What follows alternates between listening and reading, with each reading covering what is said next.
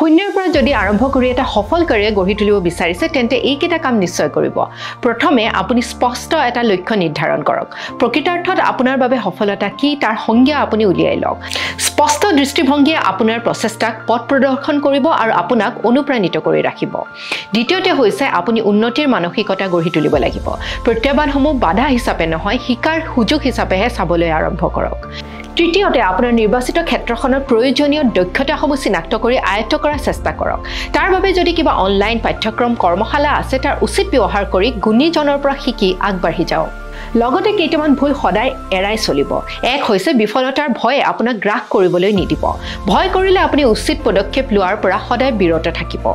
দ্বিতীয়তে সকলো কাম একেলগে লৈ মাল্টিটাস্কিং কৰিবলৈ কেতিয়াও চেষ্টা নকৰিব নিজৰ লক্ষ্যক সদায় অগ্ৰাধিকাৰ দিয়ক আৰু একাগ্ৰতাৰে কামত মনোনিৱেশ কৰিবলৈ চেষ্টা কৰক যাতে উত্তম ফলাফল লাভ কৰিব পাৰে কাৰণ ফোকাস ৰাখিলেহে যিকোনো ক্ষেত্ৰতে সফলতা সম্ভৱ হৈ উঠে সময় যেহেতু সীমিত সকলো কাম কৰিবলৈ চেষ্টা কৰিলে কোনো এটাটো সফলতা নোপোৱাৰ সম্ভাৱনাহে প্ৰবল হৈ উঠে জীৱনৰ সফলতা লাভ কৰিবৰ বাবে অনুপ্ৰেৰণাৰ শিখাডাল সদায় জ্বলাই ৰাখিবলৈ চেষ্টা কৰিব যি কাম কৰি আছে একান্ত মনে তাত মনোনিৱেশ কৰক আৰু নিজৰ বিশ্বাস অটুট ৰাখি আগুৱাই যাওক